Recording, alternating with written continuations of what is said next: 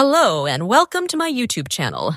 In this video, I'd like to show you how to knit this beautiful lace pattern in semi-automatic mode. Usually, this kind of pattern is made using manual stitch transfers because domestic knitting machines can't automatically select needles and move them in and out of working position.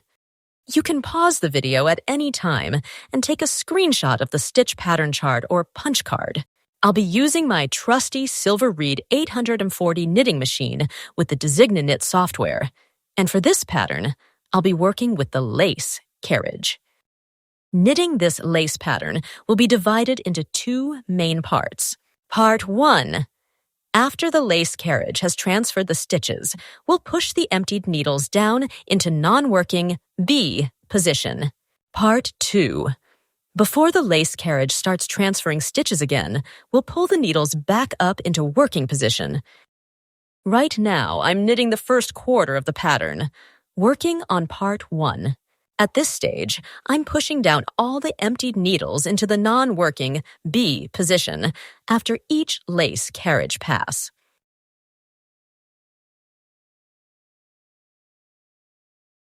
In the first row of this pattern, you'll notice that the lace carriage needs to make the most passes to complete all the transfers. But don't let that scare you. It's totally normal. As you can see, I'm not using the easiest yarn for lace knitting, but even so, the carriage handles it really well. It may not be lightning fast, but it's still much faster than doing the entire lace pattern by hand.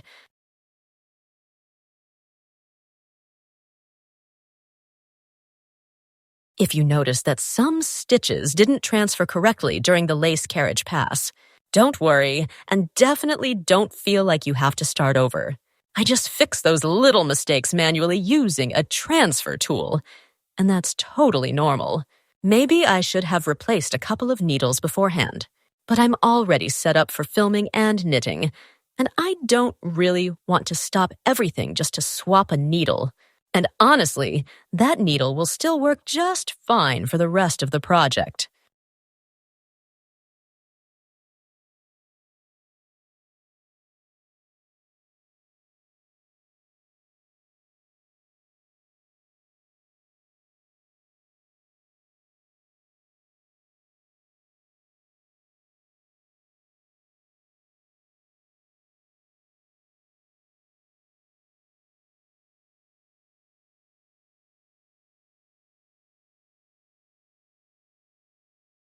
I'm not speeding up this video, so you can see exactly how the knitting progresses in real time, and how the lace pattern gradually takes shape.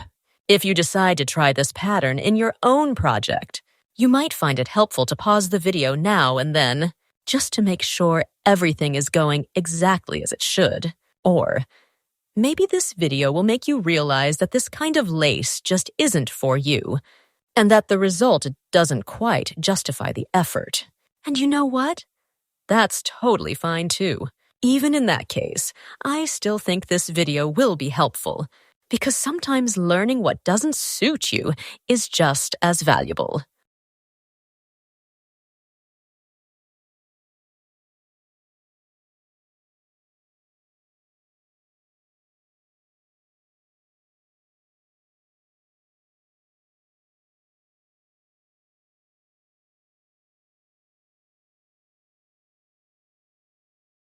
Just a quick note. I'm not knitting a test swatch. I'm working on an actual sleeve for a real sweater. So don't be surprised if you see me making increases from time to time. It's part of shaping the sleeve.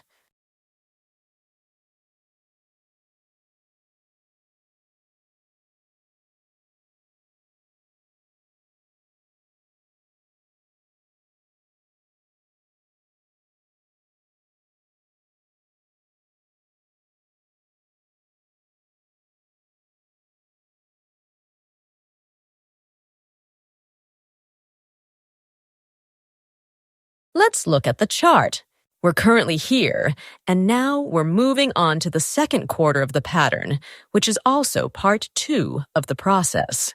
Now, we'll begin pulling the needles out into working position before the lace carriage starts transferring stitches. Why before? Because the lace carriage will now begin transferring stitches from the needles we bring into working position. And if we don't manually pull them out first, the stitches will simply drop instead of being moved properly. We need to pull out the needles that are located on both sides of the central 3-stitch column. This ensures the lace transfers are done cleanly and in the correct direction.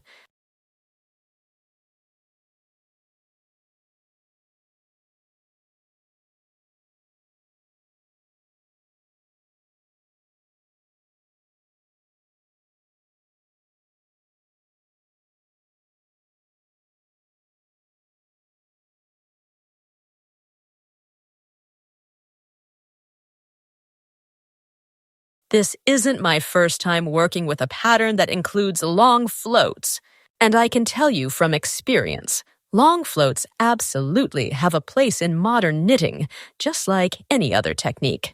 I have several finished garments that use them, and I've worn them regularly, even machine wash some of them, and they've held up just fine. Yes, it's true, floats can snag, but that's also true for lace, or any lightweight, delicate fabric. There's no way to completely avoid it. That's why I think we should just treat long floats like any other pattern element. Use them thoughtfully and with confidence. You can check out some of my finished pieces on my Ravelry page or Instagram. All the links are in the video description. And now let's keep going.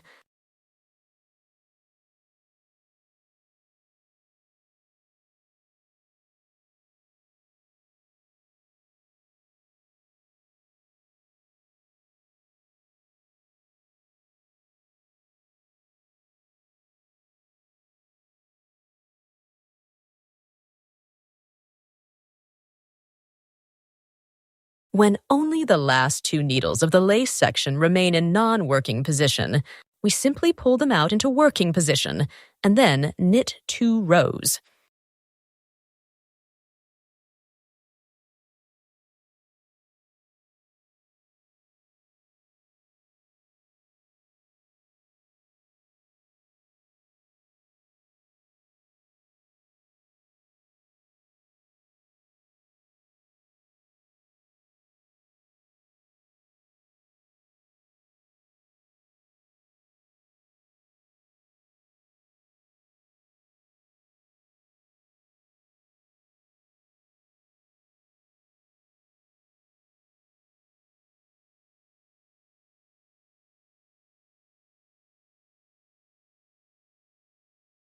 Now we're starting the 3rd quarter of the pattern, which means we're back to part 1 of our process.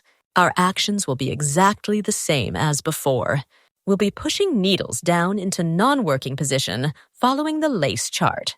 Then comes the 4th and final quarter of the pattern, which brings us back to part 2. This time, just follow the needle positions carefully. Make sure you don't forget to move the needles in and out of working position exactly when needed. That's the key to keeping the lace clean and accurate.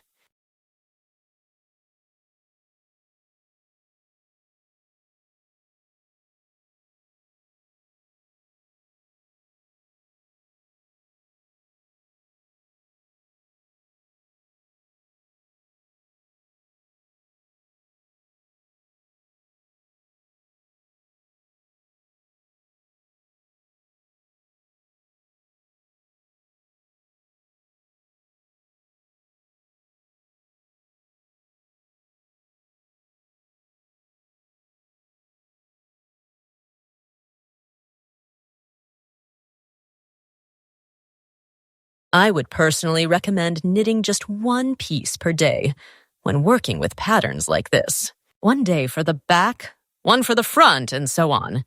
No matter how focused you are, this type of lace demands your full attention. This is not the kind of project where you can watch a movie or listen to an audiobook in the background. The longer you stay mentally tense, the more tired you get, and the more likely you are to make mistakes. In fact, in the second half of this video, I started rushing, trying to keep the video from getting too long. And yes, I began to make more errors. So don't rush, don't push yourself. This is slow, meditative knitting, and it's meant to be that way.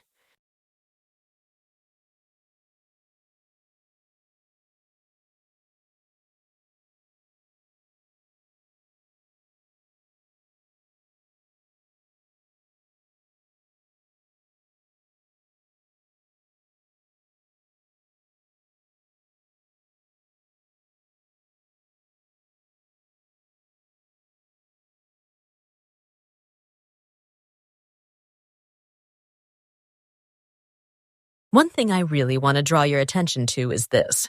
Choose your yarn responsibly when working with this kind of lace pattern. Slippery yarns are absolutely not suitable here. There's a high risk that after washing, instead of a beautiful lace texture, you'll end up with a flat, stretched-out fabric where the pattern has all but disappeared. For lace like this, it's best to use non-mercerized cotton, linen, wool, or any yarn that has a bit of grip or texture, not smooth or shiny. For this project, I used Angel by Debbie Bliss, a lace-weight 2-ply yarn, 76% mohair and 24% silk. To be honest, I was a bit worried about how it would turn out, but I actually love the result. The finished sweater came out like a delicate lacy cobweb, super light and warm. However, it's not something I'd recommend wearing under a jacket, and you do need to handle it with care.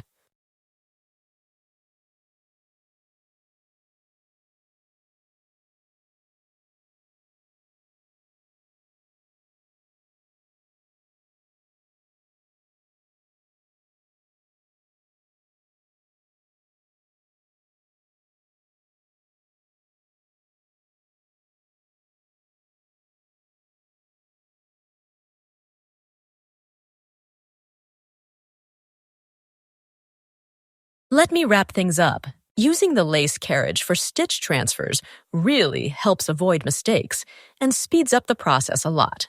I just follow the machine.